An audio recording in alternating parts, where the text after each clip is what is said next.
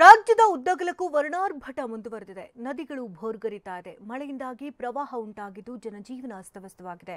ಅತ್ತ ಶಿರೂರು ಗುಡ್ಡ ಕುಸಿತ ದುರಂತ ಸ್ಥಳದಲ್ಲಿ ನಡೀತಾ ಇದ್ದಂತಹ ಶೋಧ ಕಾರ್ಯಾಚರಣೆಯನ್ನು ತಾತ್ಕಾಲಿಕವಾಗಿ ಸ್ಥಗಿತ ಮಾಡಲಾಗಿದೆ.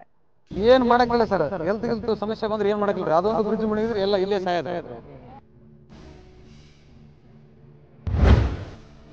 ಬಾಗಲಕೋಟೆಯಲ್ಲಿ ಘಟಪ್ರಭಾ ಪ್ರವಾಹ, ಗ್ರಾಮವೇ ಜಲಾವೃತ. ಬಾಗಲಕೋಟೆಯಲ್ಲೂ ಘಟಪ್ರಭಾ ನದಿ ಅಬ್ಬರಿಸುತ್ತಿದೆ. ನದಿ ಪ್ರವಾಹದಿಂದ ಮುಧೋಳದ ಮೆರ್ಜಿ ಗ್ರಾಮದಲ್ಲಿ 30ಕ್ಕೂ ಹೆಚ್ಚು ಮನೆಗಳು ಮುಳುಗಿವೆ. ತರಾತುರಿಯಲ್ಲಿ ಜನ ಊರು ತೊರೆದು ಕಾಳಜಿ ಕೇಂದ್ರ ಸೇರಿದ್ದಾರೆ. ರಬಕವಿ ಬನಹಟ್ಟಿ ತಾಲೂಕಿನ ಡವಳೇಶ್ವರ ಗ್ರಾಮಕ್ಕೂ ನದಿ ನೀರು ನುಗ್ಗಿದೆ. ಲಕ್ಷ್ಮೀ ದುರ್ಗಾದೇವಿ ದೇಗುಲ ಈಗಾಗಲೇ ಮುಳುಗಿದ್ದು ಹಂತ ಹಂತವಾಗಿ ಇಡೀ ಊರನ್ನೇ ನದಿ ನೀರು ಆವರಿಸಿಕೊಳ್ಳುತ್ತಿದೆ. ಜಮಖಂಡಿ ತಾಲೂಕಿನ ಶೂರ್ಪಾಲಿ ಗ್ರಾಮದಲ್ಲಿ ಕೃಷ್ಣಾ ನದಿ ಲಕ್ಷ್ಮೀ ನರಸಿಂಹ ದೇಗುಲವನ್ನ ಮುಳುಗಿಸಿದೆ. ಕಬ್ಬು, ಉದ್ದು, ಜೋಳ, ತೊಗರಿ ಬೆಳೆ ನೀರು ಪಾಲಾಗಿದೆ. ಚಿಕ್ಕಪಡಸಲಗಿ ಸೇತುವೆ ಮುಳುಗಡೆಗೆ ಇನ್ನೂ 6 ಅಡಿ ಬಾಕಿ ಇದ್ದು ಸ್ಥಳೀಯರಲ್ಲಿ ಆತಂಕ ಮನೆ ಮಾಡಿದೆ.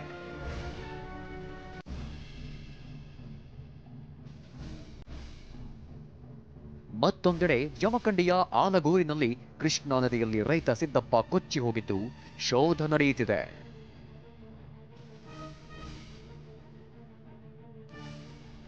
ಕೊಪ್ಪಳದ ಮುನಿರಾಬಾದ್ ಬಳಿಯ ಡ್ಯಾಂನಿಂದ 1,39,000 ಕ್ಯೂಸೆಕ್ ನೀರು ಹೊರಬಿಟ್ಟಿದ್ದಾರೆ. ಇದರಿಂದ ಬಳ್ಳಾರಿಯ ಕಂಪ್ಲಿಯಲ್ಲಿರುವ 900 ಮೀಟರ್ ಉದ್ದದ ಕಂಪಿ ಚಿಕ್ಕ ಜಂತಕಲ್ ಸೇತುವೆ ಸಂಪೂರ್ಣ ಮುಳುಗಿದೆ.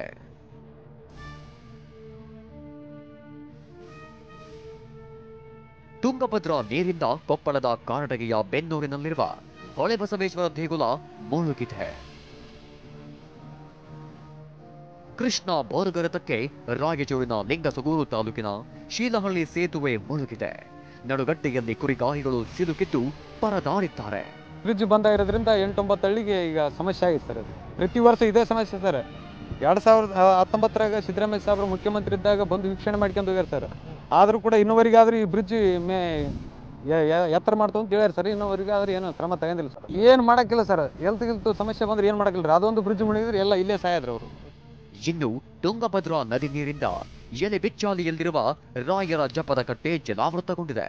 ರಾಯರು 13 ವರ್ಷ ತಪಸ್ಸು ಮಾಡಿದ್ದ ಸ್ಥಳ ಮುಳುಗಿದೆ.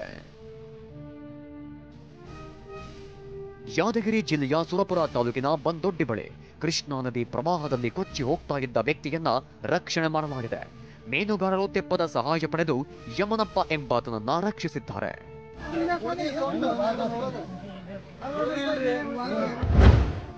ಶಿರೂರು ಗುಡ್ಡ ಕುಸಿತ, ಇನ್ನೂ ಪತ್ತೆಯಾಗದ ಮೂವರ ಸುಳಿವು.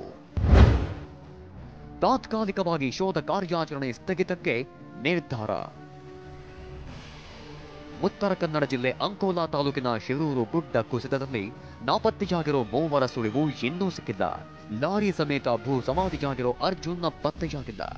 ಅಷ್ಟೇ ಅಲ್ಲ, ಶಿರೂರಿನ ಜಗನ್ನಾಥ ನಾಯ್ಕ್, ಲೋಕೇಶ್ ನಾಯ್ಕ್ ಸುಳಿವಿಲ್ಲ.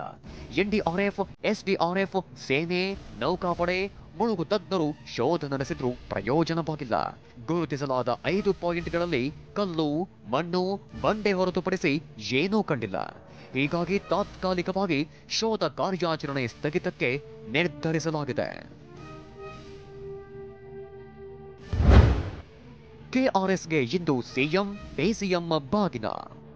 ಮಂಡ್ಯ ಜಿಲ್ಲೆ ಶ್ರೀರಂಗಪಟ್ಟಣ ತಾಲೂಕಿನ ಕೆಆರ್ಎಸ್ ಅಣೆಕಟ್ಟು ಭರ್ತಿಯಾಗಿತ್ತು. ಇಂದು ಮುಖ್ಯಮಂತ್ರಿ ಸಿದ್ದರಾಮಯ್ಯ, ಡಿಸಿಎಂ ಡಿಕೆ ಶಿವಕುಮಾರ್ ಬಾಗಿನ ಅರ್ಪಿಸಲಿದ್ದಾರೆ. ಮೈಸೂರು ಭಾಗದ ಸಚಿವರು, ಶಾಸಕರು ಸಾಥ್ ನೀಡಲಿದ್ದಾರೆ. ಈ ಮಧ್ಯೆ ನೆರೆ ಪೀಡಿತ ಸ್ಥಳಗಳಿಗೆ ತೆರಳುವಂತೆ ಸಂಪುಟ ಸಹೋದ್ಯೋಗಿಗಳಿಗೆ ಡಿಸಿಎಂ ಡಿಕೆ ಶಿವಕುಮಾರ್ ಮನವಿ ಮಾಡಿದ್ದಾರೆ. ಸಂತ್ರಸ್ತರಿಗೆ ಅಗತ್ಯ ನೆರವು ನೀಡುವಂತೆ ತಿಳಿಸಿದ್ದಾರೆ. ಒಟ್ನಲ್ಲಿ ಪ್ರವಾಹದ ಹೊಡೆತಕ್ಕೆ ಹಲವು ಜಿಲ್ಲೆಗಳು ತತ್ತರಿಸಿ ಹೋಗಿವೆ. ಬದುಕನ್ನೇ ಕೊಚ್ಚಿ ಹೋಗುವಂತೆ ನುಗ್ಗುತ್ತಿರುವ ನೀರು ಕಂಡು ಜನ ನಡುಗಿ ಹೋಗಿದ್ದಾರೆ. Bureau report, ಟಿವಿ9.